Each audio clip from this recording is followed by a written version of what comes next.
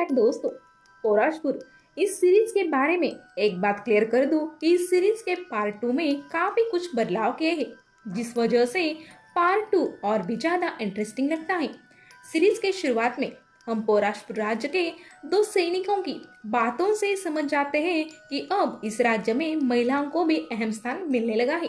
नए नियमों अनुसार राजा की जो भी पत्नी प्रेग्नेंट रहेगी और अगर उसे लड़की हुई तो वो 18 साल के होने के बाद राजगद्दी संभालेगी और उसकी माँ को राजमाता का स्थान होगा। वही अगर लड़का हुआ तो राजगद्दी पर बैठेगा और उसकी माँ को राजमाता का दर्जा मिलेगा। इन शॉर्ट, वर्तमान राजा को कोई स्थान नहीं मिलेगा। इस नियम की वजह से महाराज विचित्रसेन अपने तीनों रानियों के पास नहीं जाते थे। वो अपने शौक पूरे करने के लिए राज्य के अन्य स्त्रियों का इस्तेमाल करते थे। अब महाराज के ऐसे बर्ताव के चलते तीनों रानियां यानी रानी स्नेहलता, रानी मधुमती और रानी विशाखा राजमाता का दर्जा पाने के लिए किसी भी हद को लांघ सकती थी। इसलिए रानी स्नेहलता राज्य के महामंत्री के साथ अफेयर करती है। वही रानी मधुमती राज्य के सेनापति को अपने पास कर लेती है। इसी सब के बीच एक दिन महल में एक बूढ़ी औरत आ जाती है। सैनिकों से राजा के सामने हाजिर करते हैं। उसे देखते ही राजा चौंक जाता है, क्योंकि उस औरत का नाम रखमा दाई होता है और वो महल में तभी आती थी जब वह कोई रानी प्रेग्नेंट होती थी। राजा और रानी स्नेहलता रखमा दाई से जानना चाहते थे कि महल में कौन प्रेग्नेंट है, मगर इस बार रखमा दाई कुछ भी बोल नहीं रही थी। उसका चेहरा भी काफी उदास दिख रहा था। रखमा दाई के कुछ न कहने पर महाराज उसे बंदी बनाने का आदेश देते हैं। जेल में जाकर महाराजा उससे सच जानना चाहते थे। तब रखमा दाई उसे याद दिलाती है कि 18 साल पहले रानी स्नेहलता को एक लड़की हुई थी, जिसे राजा के कहने पर दाई ने मरी हुई घोषित किया था, मगर उस बच्ची को राजा ने कहीं छुपाया था और आज उसको 18 साल पूरे हो गए थे। मगर राजा इस कहानी में कोई दिलचस्पी नहीं रखता था। वो तो ये जानना चाहता था कि अब कौन सी रानी प्रेग्नेंट है। दाई आखिरकार उसे बता देती है कि रानी विशाखा ही प्रेग्नेंट है।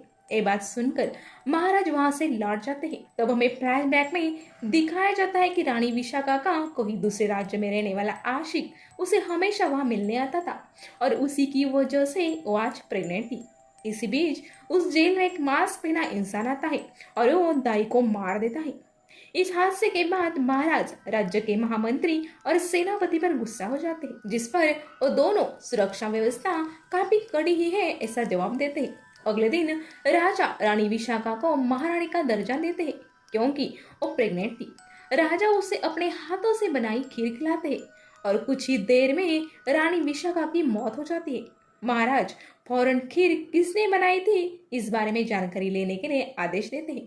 तभी भोजन कक्ष में एक मरा हुआ आदमी पाया जाता है, जिसने एक खीर बनाई थी। इन सब के बाद महाराज काफी गुस्सा हो जाते हैं, क्योंकि उसका महल ही अब सुरक्षित नहीं था। वो अपने राज ज्योतिषी अष्टक को बुला लेते हैं और उनसे जानने की कोशिश करते हैं कि ये सब क्या हो रहा है। तब अष्टक भी राजा को वही बात बताते हैं जो दाई ने कही थी कि आप अपने बेटी से शादी करोगे, जो आगे जाकर इस राज्य पे राज करेगी। इस पर महाराज उससे बोलते हैं, तुम्हारी ये भविष्यवाणी सच नहीं होगी, क्योंकि मेरी वो बेटी 18 साल पहले ही जन्म लेते ही मर गई है। अब राजा को कुछ समझ नहीं आ रहा था। वो अष्टक और बाकी लोगों को अपने कमरे में जाने को बोलकर एकांत में कुछ सोचने लगते हैं। कुछ देर बाद महाराज एक गुप्त जगह जाते हैं, जहाँ एक यंग लड़की बंद थी।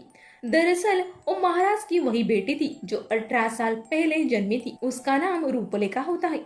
महाराज उसे बताते हैं कि अष्टक की भविष्यवाणी कभी गलत नहीं हुई, मगर मैंने इस बार विधि के विधान को बदल दिया है। तुम्हें बंदी बनाकर ही रखा जाएगा। मैं कभी भी तुम्हारे साथ विवाह नहीं करूंगा और ना ही तुमको मारूंगा, क्योंकि मैं कोई आफत मोड़ लेना नहीं चाहता। इसके बाद महाराज वहां से चले जाते हैं। कुछ वक्त बाद उस गुप्त जगह पर एक मास्क पहना हुआ आदमी आता है और रूपलेखा को बताता है कि अगर तुम अपने अन्याय का बदला लेना चाहती हो तो मैं तुम्हारी मदद करूंगा। रूपलेखा जब उससे वो कौन है ऐसा पूछती है तो वो अपना मास्क हटाता है और वही दूसरे राज्य का आदमी था जो रानी विशाखा का आशिक होता है। ये देखकर हमें लगता है कि शायद किसी आदमी ने दाई को मारा होगा, मगर ऐसा नहीं था, क्योंकि कहानी में और कई ट्विस्ट आना बाकी है। इसी बीच पौराष्टपुर राज्य के इतिहास अनुसार महाराज नया विवाह करने की घोषणा करते हैं, क्योंकि यदि राजा के किसी भी रानी का निधन होता है तब राजा को विवाह करना होगा, ये नियम था। महाराज के लिए उचित कन्या ढूंढने की जिम्मेदारी बड़ी रानी स्नेहलता पर सौंपी जाती है। वो महामंत्री से कहकर एक लड़की का चयन करते हैं जिसका नाम चंद्रिका होता है। महाराज इस खबर को जाकर अपनी बंदी बनाई बेटी रूपलेखा को बताते हैं, जिससे रूपलेखा का क्रोध और भी ज्यादा बढ़ जाता है और वो बदले की आग में तड़प उठती है। महाराज अष्टक को भी बताते हैं कि मैं चंद्रिका से विवाह करने जा रहा हूँ, जिस पर अष्टक भी उन्हें बताते हैं कि चाहे जो कुछ भी हो, आपकी शादी आपके बेटी से ही होगी। इस पर महाराज क्रोधित हो जाते हैं और वो अष्टक को बंदी बनाने का आदेश सेनापति को देते हैं। पंडित अष्टक महामंत्री के भाई होते हैं, इसलिए महामंत्री इस आदेश पर महाराज को एक बार सोच विचार करने का सुझाव देते हैं, मगर महाराज महामंत्री को भी बंदी बनाने का आदेश देते हैं। कुछ दिनों बाद महाराज का विवाह चंद्रिका से हो जाता है। महाराज सुहागरात मनाने के लिए उसके संग शयन कक्ष में चले जाते हैं। बाकी रानियों को ये बात पता थी कि महाराज संतान नहीं चाहते, जिस वजह से वो चंद्रिका के साथ कुछ भी नहीं करेंगे। महाराज चंद्रिका के संग सिर्फ मीठी मीठी बातें कर रहे होते हैं। तुम्हें ही आगे चल के संतान होगी और तुम इस राज्य की महारानी और बाद में राजमाता बनोगी। इस सब ने वो उसे दिखा रहे होते हैं। इसी बीच वहां एक नकाब पहना आदमी आता है जो चंद्रिका पर हमला बोल देता है। महाराज उस आदमी का मुकाबला करते हैं और उसे बेनकाब करने पर वो रूपलेखा होती है। अब महाराज को लगता है कि इन सब के पीछे बड़ी रानी स्नेहलता का ही हाथ होगा। वो उसे बताते हैं कि मैंने तुम्हारी बेटी रूपलेखा को पकड़ा है, जिसने नई रानी को मारने की कोशिश की। इसने रखमादाई और रानी विशाखा को मारा है। अब इसे मृत्युदंड मिलेगा। ये सुनकर रानी स्नेहलता चौंक जाती है, क्योंकि उसको रूपलेखा के बारे में कुछ भी पता नहीं था। वो महाराज से रूपलेखा को छोड़ देने के लिए गिड़गिड़ाती है, मगर महाराज उसकी एक नहीं सुनते। रूपलेखा महाराज को बताती है कि अगर आपने मुझे मार दिया तो आप पे या राज्य पे संकट आएगा, ऐसा आपको अष्टक ने बताया था। जिस पर महाराज क्रोधित होकर अष्टक को भी मृत्युदंड देने की घोषणा कर देते हैं। इन सब में नई रानी चंद्रिका भी महाराज का साथ देती है। अपनी बेटी को फिर से 18 साल के बाद पाकर खोने का दुख रानी स्नेहलता को काफी अस्वस्थ कर देता है। और बंदी खाने में जाकर महामंत्री से मिलती है और पूछती है, मेरी बेटी महल में बंदी थी, ये बात तुम्हें पता थी या नहीं? तब उसे महामंत्री बताते हैं कि मैं आपके बेटी के जिंदा होने के बारे में अनजान था, मगर रानी चंद्रिका ही कोई साजिश कर रही है। वो महाराज को अपने वश में करके इस राज्य पर राज करना चाहती है। स्नेहलता को लगता है कि महामंत्री उसे गुमराह कर रहा है, इसलिए वो उसे भी मार देती है। बाद में वो अपने कक्ष में आकर वो सभी घटनाक्रम के बारे में सोचने लगती है। फिर वो नई रानी चंद्रिका को मारने का प्लान बनाती है, इसलिए वो अपने एक सेवक को लुभा के रानी चंद्रिका के कक्ष में जाकर उसके दूध में जहर मिलाने को कहती है। जब वो सेवक अपने कार्य को अंजाम दे रहा था तब उसे शयन में मौजूद सेनापति देख लेता है और उसके पीछे दौड़ने लगता है। और सेवक डर कर भागते हुए रानी स्नेहलता के कक्ष में चला जाता है। रानी स्नेहलता उसे मारने ही वाली होती है कि तभी वहां सेनापति पहुंच जाता है और रानी स्नेहलता को ही साजिश के लिए दोषी मानते हुए गिरफ्तार कर लेता है। रानी स्नेहलता अब बंदी बनी हुई थी, उसका साथ देने वाला अब कोई नहीं था। तभी वहां दूसरी रानी मधुमती मिलने के लिए आ जाती है। स्नेहलता उसे बताती है कि नई रानी चंद्रिका ऐसा कर रही है और उसी के चालाकी की वजह से आज मैं यहाँ हूँ। रानी मधुमती अपने अधिकारों का उपयोग करके रानी स्नेहलता को वहां से छुड़ाकर महाराज के पास ले जाने लगती है।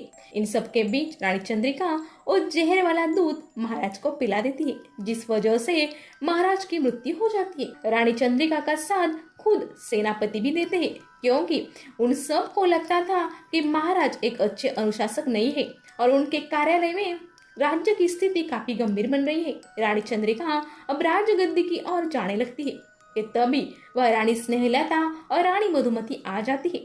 रानी चंद्रिका को राजगद्दी के पास अकेले देखकर वो चौंक कर महाराज कहाँ है ऐसा उससे पूछती है। तब चंद्रिका रानी स्नेहलता के पास आकर उसे सारी सच्चाई बता देती है। साथ ही उन्हें बताती है कि मैं आपकी वो ही बेटी हूँ जो 18 साल पहले आपसे जुदा हो गई थी। फिर वो बताती है कि तब मुझे रखमादाई और सेनापति ने एक दूसरे गांव में सुरक्षित पहुंचा दिया था और मेरी जगह किसी दूसरी लड़की को महाराज के हवाले किया था, क्योंकि उनको पता था कि महाराज अपने बेटी को जीवित नहीं रखेंगे। आगे वो बताती है कि ज्योतिषी अष्टक की एक भी भविष्यवाणी आज तक गलत नहीं हुई। महाराज ने मेरे संग विवाह करके अपने बेटी संग ही विवाह किया और अब मैं इस राज्य गद्दी पर बैठूंगी और रानी स्नेहलता आप मेरी माँ होने के कारण इस राज्य की राजमाता बनेंगी। अब हम इस राज्य को न्याय देंगे और निष्ठा से काम करेंगे। ये सब सुनकर रानी मधुमती नाखुश होती है, क्योंकि वो भी राजमाता बनने के सपने देख रही थी और रानी चंद्रिका पर हमला करने जाती है कि तभी वहां पड़ी एक तलवार को लेकर रानी स्नेहलता उसे मार गिराती है।